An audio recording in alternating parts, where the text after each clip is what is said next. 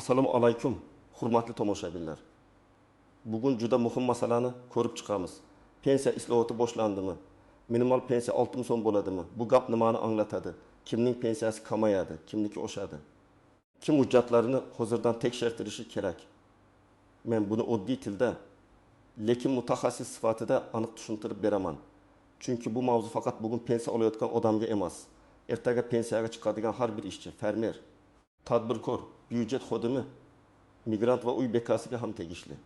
Avvalo bir narsani aytib qo'yay, minimal pensiya 6000 so'm degan iborani eshitgan odam tabiiy ravishda xavotirga tushadi. Chunki 6000 so'm bugungi kunda hatto bir kunlik non patirga ham yetmasligi mumkin. Demak, bu yerda yoki gap noto'g'ri tushunilgan yoki muayyan hisob kitobdagi birlik, qo'shimcha ko'rsatkich, indeksatsiya, badal yoki bir kunlik me'yor haqida gap ketayotgan bo'lishi mumkin. Shuning uchun bugun men shu o'rtadan quvmasdan asl mohiyatni tushuntiraman. Pensiya qanday hisoblanadi? Nima o'zgarishi mumkin? Qaysi raqamlarga ishonish kerak? Qaysi gaplar odamlarni chalg'itadi? Agar sizning ota-onangiz pensiya olsa, o'zingiz pensiyaga yaqinlashayotgan bo'lsangiz yoki farzandlaringiz kelajakda pensiyasiz qolmasin desangiz, hozirroq kanalga obuna bo'ling, videoga like bosing. Chunki bunday ma'lumotni bilgan odam hujjatini vaqtida to'g'rilaydi. Bilmagan odam esa pensiyaga chiqqanda yillarni isbotlay olmay yuradi. Endi eng asosiy savoldan boshlaymiz. Ilgari pensiya tizimi qanday ishlagan va hozir nimasi o'zgarmoqda? Avvalgi yillarda ko'pchilikning fikri bitta edi. Men ishladim. Davlat baribir pensiya beradi. Lekin amalda pensiya men ishlaganman degan og'zaki gap bilan emas. Rasmiy mehnat staji, ish haqi, sug'urta badallari, mehnat daftarchasi, arxiv ma'lumotlari va elektron bazadagi yozuvlar asosida hisoblanadi. Ya'ni siz 30 yil ishlagan bo'lishingiz mumkin, lekin 10 yilingiz hujjatda ko'rinmasa, pensiya hisobida muammo chiqadi. Shu sababli islohotlarning asosiy maqsadi pensiyani kimga qancha berishni adolatliroq, aniqroq va shaffofroq qilishdir. Oldin ko'p odamlar naqd pulga shartnomasiz norasmiy ishlagan. Masalan, qurilishda usta bo'lib 15 yil ishlagan odam bor. Haqiqatan ishlagan, mehnat qilgan, oilasini boqqan, lekin ish beruvchi uni rasmiy ro'yxatdan o'tkazmagan, soliq va ijtimoiy badallar to'lanmagan, mehnat daftarchasida yozuv yo'q. Pensiya yoshiga kelganda bu odam men 15 yil ter to'kdim deydi. Lekin tizim hujjat qani deb so'raydi. Islohot ana shu joyda juda muhim. Kelajakda har bir ishchi rasmiy ishlashi, har bir oy uchun ma'lumot bazada ko'rinishi, har bir badal hisobga olinishi kerak. Endi minimal pensiya 6000 so'm degan gapga kelaylik. Men buni juda ehtiyotkorlik bilan tushuntiraman. Pensiya miqdori haqidagi rasmiy ma'lumotlar har doim davlat organlarining qarorlari, farmonlari yoki pensiya jamg'armasi e'lonlari orqali tasdiqlanadi. Oddiy Telegram xabar, kimdir aytgan audio, videodagi kesilgan jumla rasmiy manba hisoblanmaydi. 6000 so'm degan raqam aksariyat hollarda oylik minimal pensiya sifatida emas, balki hisoblashdagi qaysidir kichik koeffitsient, bir kunlik farq, qo'shimcha to'lov, badal indeksatsiya bo'yicha noto'g'ri talqin bo'lishi mumkin. Odamlar esa sarlavhani ko'radi. Minimal pensiya 6000 so'm va vahimaga tushadi. Mening vazifam sizni vahimadan chiqarib, real harakatga chaqirish. Aslida pensiya tizimida 3 ta katta masala bor. Birinchisi pensiyaga chiqish huquqi, ya'ni yosh va staj. Ikkinchisi pensiya miqdori, ya'ni qancha olasiz. Uchinchisi hujjatlar to'g'riligi, ya'ni siz ishlagan yillar isbotlanganmi? Islohotlar odatda mana shu 3 yo'nalishga ta'sir qiladi.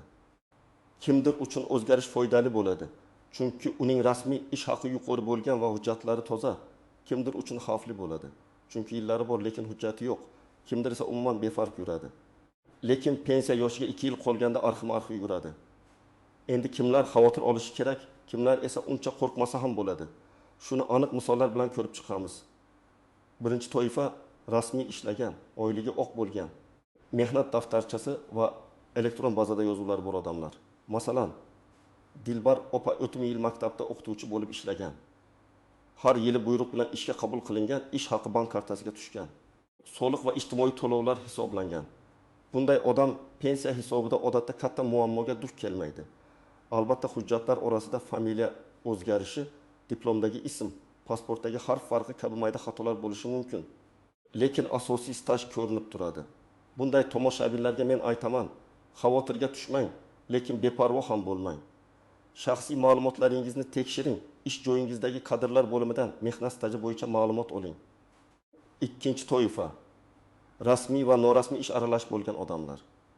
Masalan, Bahodir aka 8 yil zavodda ishlagan, keyin 12 yil Rossiyada qurilishda bo'lgan, keyin qaytib kelib 5 yil yakka tartibdagi tadbirkor sifatida ishlagan. Mana shu yerda savollar ko'payadi. Zavoddagi 8 yil hujjatda bo'lsa, hisobga olinadi. Rossiyadagi 12 yil bo'yicha esa rasmiy shartnoma, migratsiya hujjatlari, ijtimoiy badal to'langan, to'lanmagani. Davlatlararo kelishuvlar muhim bo'ladi. Yakka tartibdagi tadbirkorlikdagi 5 yil ham faqat ro'yxatga olingan bo'lsa va tegishli to'lovlar amalga oshirilgan bo'lsa hisobga olinadi. Demak, bu odam men 25 yil ishlaganman deyishi mumkin. Lekin pensiya hisobida 25 yilning hammasi avtomatik chiqmasligi mumkin. Uchinchi toifa uy bekalari, farzand tarbiyasi bilan band bo'lgan ayollar. Bu juda nozik masala. Ko'p ayollar 3-4 farzandni katta qiladi, uyda mehnat qiladi. Lekin rasmiy ish staji kam bo'ladi. Pensiya tizimida ayrim davrlar, masalan bola parvarishi bilan bog'liq davrlar ma'lum chegaralarda hisobga olinishi mumkin. Lekin bu ham hujjat talab qiladi. Tug'ilganlik haqidagi guvohnomalar, nikoh hujjatlari, familiya o'zgargan bo'lsa, tasdiqlovchi hujjatlar, ish joyidan berilgan ta'til buyruqlari kerak bo'ladi. Masalan, Nigora opa 7 yil ishlagan, keyin 3 farzandini tarbiyalagan. U men umuman pensiya olmaymanmi deb qo'rqmasligi kerak. Lekin hammasi o'zi hal bo'ladi deb ham o'tirmasligi kerak. Uning holatida hujjatlar yig'ilishi, mavjud staj aniq hisoblanishi, ijtimoiy yordam va pensiya huquqi alohida ko'rib chiqilishi kerak. 4-toifa dehqon, fermer, bozorda savdo qilgan, xizmat ko'rsatgan, lekin rasmiylashtirishga e'tibor bermagan odamlar. Masalan, Rasul aka 20 yil bozorda savdo qilgan. Hammaga tanish, hamma biladi. Lekin patent, soliq ro'yxati, ijara shartnomasi, tushum hujjatlari, badal to'lovlari bo'lmasa, bu 20 yilning pensiya tizimida og'irligi kam bo'ladi. Mana islohotning eng katta ogohlantirishi shu. Bugundan boshlab rasmiylik sizning kelajakdagi pensiyangizga bevosita ta'sir qiladi. Norasmiy daromad bugun qo'lga ko'proq puldek ko'rinadi, lekin ertaga pensiya hisobida bo'shliq bo'lib qaytadi. 5-toifa yoshlar. Ko'pchilik 25-30 yoshda pensiya haqida o'ylamaydi. Hali vaqt bor deydi. Lekin pensiya yoshi kelganda sizning 25 yoshingizdagi qaroringiz ham hisobga kiradi. Masalan, ikki do'stni olaylik. Biri 25 yoshdan rasmiy ishga kirib, har oy oyligini bank orqali olib, soliq tizimida ko'rinib borgan. Ikkinchisi esa yil konvertda pul olib ishlagan. 6 yoshga borib, birinchi odamning staji 35 yil bo'lishi mumkin, ikkinchisiniki esa qog'ozda 20 yil chiqadi. Farq katta bo'ladi. Demak, pensiya islohoti faqat keksalar masalasi emas, yoshlarning ham kelajakdagi moliyaviy xavfsizligi masalasidir. Endi sonli misollar bilan tushuntiraman. Ikki odam bir xil yoshda pensiyaga chiqmoqda. Birinchisi 20 yil rasmiy ishlagan, oyligi o'rtacha bo'lgan, barcha to'lovlar ketgan. Ikkinchisi ham 20 yil ishlagan, lekin faqat 12 yil rasmiy, qolganlari og'zaki kelishuv bilan bo'lgan. Tashqaridan qaraganda ikkalasi ham bir xil mehnat qilgan, lekin pensiya hujjat asosida hisoblangani uchun birinchining pensiyasi ancha barqaror va yuqoriroq bo'lishi ehtimoli katta. Ikkinchi odam esa minimal kafolatlar yoki kamroq sta asosida hisob-kitobga tushib qolishi mumkin. Mana shuning uchun odamlar davlat pensiyani kamaytiryapti deb o'ylaydi. Aslida esa ko'pincha muammo hujjat va rasmiy to'lovlarda bo'ladi. Yana bir misol. Malika opa 1995 yildan 2005 yilgacha tikuvchilik korxonasida ishlagan. Korxona yopilib ketgan. Mehnat daftarchasida muhr bor, lekin arxivga topshirilgan hujjatlar topilmayapti. U pensiyaga chiqishdan oldin buni tekshirtirmasa, aynan shu 10 yil staj bo'yicha tortishib chiqishi mumkin. Agar oldindan arxivga murojaat qilsa, sobiq ish joyi bo'yicha ma'lumot izlasa, guvohlar, buyruqlar, ish haqi vedomotlari, kasaba uyushma hujjatlari kabi dalillarni topsa, vaziyatni yengillashtiradi. Demak, pensiyaga bir oy qolganda emas, kamida 2-3 yil oldin hujjatlarni tekshirish kerak. Birinchi nozik jihat, minimal pensiya degani har doim hammaga bir xil pul beriladi degani emas.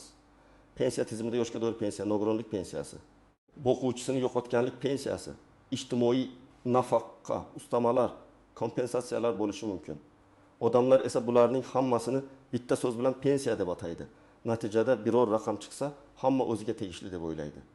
Masalan, bir odam yoshga doir pensiya oladi, boshqasi nogironlik bo'yicha to'lov oladi. Uchinchisi yetarli staji bo'lmagani uchun ijtimoiy nafaqa oladi. Ularning hisob-kitobi bir xil emas. Shuning uchun 6 million so'm kabi raqamni eshitganingizda darhol savol bering. Bu qaysi to'lov turi, qaysi davr uchun qaysi hujjatda yozilgan, kimlarga tegishli? Ikkinchi nozik jihat. Ish haqi rasmiy ko'rsatilganmi yoki yo'qmi? Ayrim odamlar oyga 5 million so'm oladi, lekin hujjatda minimal oylik ko'rsatiladi. Bugun bu ish beruvchiga ham, ishchiga ham qulaydek tuyuladi. Soliq kamroq, qo'lga pul ko'proq. Lekin pensiyaga kelganda rasmiy maosh past bo'lgani uchun pensiya hisob-kitobi ham past bo'lishi mumkin. Men ko'p ko'rganman, odam men katta tashkilotda ishlaganman, yaxshi oylik olganman deydi. Tekshirilsa, rasmiy oyligi juda past ko'rsatilgan. Demak, faqat ish joyi nomi emas, rasmiy daromad ham muhim. Uchinchi nozik jihat, familiya ism otasining ismidagi xatolar. Ayniqsa ayollarda bu ko'p uchraydi. Qiz familiyasi bilan diplom olgan, turmushga chiqqach familiyasi o'zgargan. Mehnat daftarchasida bir harf boshqacha yozilgan. Pasport yangilanganda transliteratsiya o'zgargan. Masalan, Gulnoza bir joyda Gulnosa, boshqa joyda Gulnoza, yana bir hujjatda Gulnoza Abdullayevna o'rniga Abdullayeva bo'lib yozilgan. Oddiy ko'ringan bitta harf pensiya rasmiylashtirishda qo'shimcha tasdiq talab qilishi mumkin. Buni oldindan tuzatish ancha oson. 4-chi nozik jihat, arxiv muammosi. Sobiq kolxoz, sovxoz, kichik korxonalar, xususiy firmalar yopilgan bo'lishi mumkin. Ularning hujjatlari arxivga topshirilgan yoki topshirilmagan bo'lishi mumkin. Agar topshirilmagan bo'lsa, stajni isbotlash qiyinlashadi. Shuning uchun men har doim aytaman, eski ish joyingiz yopilgan bo'lsa, keyin ko'ramiz demang. Tuman arxiviga, shahar arxiviga, sobiq tashkilotning huquqiy vorisiga, soliq organlaridagi ro'yxat ma'lumotlariga murojaat qiling. 5-chi nozik jihat, chet elda ishlagan davr. Migrantlar uchun bu juda dolzarb. Agar siz chet elda rasmiy ishlagan bo'lsangiz, shartnomalar, ish beruvchi ma'lumotnomasi, ruxsatnoma, migratsiya kartalari, badal to'lovlari haqidagi hujjatlarni saqlang. Pul jo'natganman degan bank kvitansiyasi mehnat staji o'rnini to'liq bosa olmaydi. Pul o'tkazmasi daromad bo'lganini ko'rsatishi mumkin. Lekin rasmiy ish staji uchun alohida talablar bo'ladi. Har bir davlat bilan tartib boshqacha bo'lishi mumkin. Shuning uchun pensiyaga yaqinlashgan migrantlar albatta pensiya jamg'armasi va tegishli idoralardan oldindan maslahat olishi kerak. 6-chi nozik jihat, nogironlik, zararli mehnat sharoiti, imtiyozli pensiya. Ayrim kasblarda pensiyaga erta chiqish yoki qo'shimcha imtiyozlar bo'lishi mumkin. Lekin bu ham men og'ir ishlaganman degan gap bilan emas. Ish joyining attestatsiyasi, lavozim nomi, buyruqlar, mehnat sharoiti bo'yicha hujjatlar bilan tasdiqlanadi. Masalan, kimdir kimyo korxonasida ishlagan, lekin lavozimi hujjatda yordamchi ishchi deb umumiy yozilgan. Aslida zararli sexda ishlagan bo'lsa ham hujjatda aniq ko'rsatilmasa, imtiyozni isbotlash qiyin bo'ladi. Shu sababli imtiyozli pensiya masalasida lavozim nomi va ish sharoiti juda muhim. 7-chi nozik jihat, pensiya miqdori oshishi va indeksatsiya. Odamlar ba'zan pensiya oshdi degan xabarni eshitadi va ertasi kuni kartasida katta farq kutadi. Lekin oshirish sanasi, to'lov davri, qayta hisoblash tartibi bankka tushish vaqti bo'ladi. Ba'zan ustama keyingi oyda qo'shilib keladi. Ba'zan farq alohida to'lanadi. Shuning uchun shoshilib xulosa chiqarmaslik kerak. Agar rasmiy qaror bo'lsa, unda qaysi sanadan, kimlarga, necha foiz yoki qancha miqdorda qo'llanishi aniq yoziladi. Birinchi qadam, o'z mehnat tarixingizni qog'ozga yozib chiqing. Qaysi yildan qaysi yilgacha qayerda ishladingiz, lavozimingiz nima edi, tashkilot hozir bormi yoki yopilganmi, oylik rasmiy tushganmi, mehnat daftarchasida yozuv bormi. Oddiy daftar olib, ketma-ket yozing. Masalan, 1998 2003 maktab, 2003-2008 firma, 2009-2025 chet el, 2016-2024 yakka tartibdagi tadbirkor. Shu ro'yxat keyingi tekshiruv uchun asos bo'ladi. Ikkinchi qadam, hujjatlaringizni yig'ing. Pasport yoki ID karta, mehnat daftarchasi, diplom, harbiy bilet bo'lsa, nikoh va ajralish hujjatlari, farzandlarning tug'ilganlik guvohnomalari, ishga kirish va ishdan bo'shash buyruqlari nusxasi, ish haqi bo'yicha ma'lumotnomalar, arxiv ma'lumotlari, tadbirkorlik ro'yxati va to'lov kvitansiyalari. Hujjatlarni bitta papkaga soling. Hozir bu mayda ishdek ko'rinadi, lekin pensiya vaqtida juda katta yordam beradi. 3-qadam, elektron ma'lumotlaringizni tekshiring. Hozir ko'p xizmatlar, davlat xizmatlari markazlari, MyPokov.uz, soliq ilovalari, pensiya tizimlari orqali tekshirilishi mumkin. Agar internetdan foydalanishni bilmasangiz, farzandingizdan Ishonchli yaqin insondan yordam so'rang yoki davlat xizmatlari markaziga boring. Maqsad bitta. Sizning rasmiy stajingiz va to'lovlaringiz tizimda qanday ko'rinayotganini bilish. 4-qadam xato topsangiz darhol tuzatishga kirishing. Masalan, mehnat daftarchasida muhr o'qilmaydi. Arxiv ma'lumotida familiya xato, ishga kirish sanasi noto'g'ri, elektron bazada ayrim yillar yo'q. Bunday holatda avval sobiq ish joyiga murojaat qilasiz. Agar tashkilot yopilgan bo'lsa, arxivga borasiz. Arxivga murojaatda o'z FH, tug'ilgan sana, ishlagan tashkilot nomi, taxminiy ish davri, lavozim, manzilni yozasiz. Menga pensiya rasmiylashtirish uchun ish staji va ish haqi to'g'risida ma'lumotnoma kerak deb aniq ko'rsatasiz. 5-qadam. Pensiyaga yaqinlashgan bo'lsangiz, pensiya jamg'armasi bo'limiga oldindan boring. Erkaklar 6000 yoshga. Ayollar 25 yoshga yaqinlashganda, ayniqsa oxirgi 1-2 yil ichida hujjatlarni tekshirtirib qo'yishi maqsadga muvofiq. Lekin men tavsiya qilaman. 20 yoshdan oshgan har bir odam hujjatlarni hozirdanoq bir ko'zdan kechirsin. Chunki arxivdan ma'lumot olish, xatoni tuzatish, sud orqali faktni tasdiqlash kerak bo'lsa, bu vaqt oladi. 6-qadam norasmiy ishlayotgan bo'lsangiz, ish beruvchi bilan ochiq gaplashing. Meni rasmiy ro'yxatdan o'tkazing. Mehnat shartnomam bo'lsin, oyligim rasmiy ko'rinsin deb talab qiling. Ha, ayrim ish beruvchilar bundan qochadi. Lekin siz kelajagingizni o'ylashingiz kerak. Bugun 2-3 ming so'm ko'proq qo'lga olish uchun 10 yillik stajdan ayrilib qolish katta xato bo'lishi mumkin. 7-qadam agar yakka tartibdagi tadbirkor bo'lsangiz yoki o'zini o'zi band qilgan bo'lsangiz.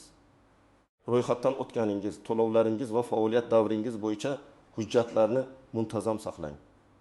Telefon almashdi, ilova o'chirildi, kvitansiya yo'q oldi degan bahona pensiya vaqtida yordam bermaydi. Har yili kamida bir marta barcha to'lovlaringizni tekshirib, elektron yoki qog'oz nusxasini saqlab qo'ying. 8-qadam. Mish-mishlarga ishonmang, rasmiy manbani tekshiring. Ertadan pensiya 6000 so'm bo'lar ekan. Hammaning pensiyasi kesilar ekan. Staj yo'qlar umuman pul olmay qolar ekan. Kabi gaplarni eshitsangiz, darhol vahima qilmang. Rasmiy qaror bormi? Qaysi organning xabari, sana va raqam bormi? Kimlarga tegishli?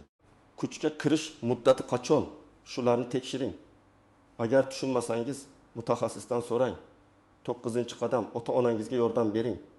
Keksalar ko'pincha internetdagi yolg'on xabarlarni tez qabul qiladi. Hujjat masalasida esa qiynaladi. Farzand sifatida siz ularning mehnat daftarchasini, pasportini, pensiya kartasini, arxiv hujjatlarini tartibga solishga yordam bering. Ayniqsa yolg'iz yashaydigan pensionerlar firibgarlarga aldanib qolmasligi kerak. Hech kimga karta kodi, SMS, parol, plastik karta ma'lumotlarini bermaslikni tushuntiring. 10-qadam. Agar pensiyangiz noto'g'ri hisoblangan deb o'ylasangiz, yozma murojaat qiling. Og'zaki shikoyat ko'p hollarda ishsiz qoladi. Pensiya bo'limiga ariza yozing, qayta hisoblashni so'rang, qaysi davr hisobga olinmaganini ko'rsating. Hujjat nusxalarini ilova qiling. Javobni yozma oling. Agar javobdan norozi bo'lsangiz, yuqori tashkilotga yoki zarur bo'lsa sudga murojaat qilish tartibi mavjud. Muhimi, hamma ishni hujjat bilan qiling. Endi minimal pensiya 6000 so'm masalasiga yakuniy aniqlik kiritaman. Men sizga ekspert sifatida shuni aytaman. Agar kimdir endi hammaning minimal pensiyasi 6000 so'm bo'ladi desa, siz darhol ishonmang. Bunday raqamni oylik pensiya sifatida qabul qilish mantiqan ham, amaliy jihatdan ham shubhali. Ehtimol gap boshqa ko'rsatkich haqida ketgandir yoki noto'g'ri tarjima, noto'g'ri sarlavha kesib olingan ma'lumot bo'lishi mumkin. Eng to'g'ri yo'l rasmiy manbani ko'rish, hujjatni o'qish, o'zingizning holatingizga tatbiq qilinishini aniqlash. Pensiya islohoti deganda men bitta katta jarayonni tushunaman. Tizim tobora ko'proq elektronlashadi. Rasmiy ish staji muhimlashadi, to'lovlar shaffoflashadi, hujjatsiz davrlarni isbotlash qiyinlashadi.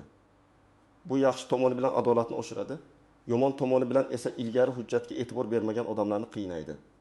Demak, hozirgi vazifa vahima qilish emas, o'z mehnat tarixingizni tartibga solish. Bugun biz pensiya bo'yicha eng muhim narsalarni ko'rib chiqdik. Minimal pensiya haqidagi shov-shuvli gaplarga darhol ishonmaslik kerak. Pensiya miqdori rasmiy staj, ish haqi va hujjatlarga bog'liq. Norasmiy ishlash kelajakda katta yo'qotish keltirishi mumkin. Arxiv va hujjat xatolarini oldindan tuzatish zarur. Kim rasmiy ishlagan va hujjatlari tartibli bo'lsa, ortiqcha vahimaga tushmasin. Kimda staj bo'yicha bo'shliq, norasmiy ish, chet el davri, familiya xatosi, arxiv muammosi bo'lsa, bugundan harakatni boshlasın. Sizdan iltimos kommentariyada yozing. Sizning pensiya yoki staj bo'yicha qanday muammoyingiz bor? Mehnat daftarchangizda xato chiqqanmi? Arxivdan hujjat topa olmaganmidingiz? Pensiya hisobida tushunarsiz joy bormi? Men keyingi videolarda eng ko'p berilgan savollarga alohida javob beraman. Agar video foydali bo'lgan bo'lsa, like bosing, yaqinlaringizga yuboring, kanalga obuna bo'ling. Chunki pensiya masalasida bir kun oldin bilgan odam bir yil yugurishdan qutulishi mumkin. Oqartirilgan ish, tartibli hujjat va rasmiy ma'lumot sizning ertangi kuningizni himoya qiladi.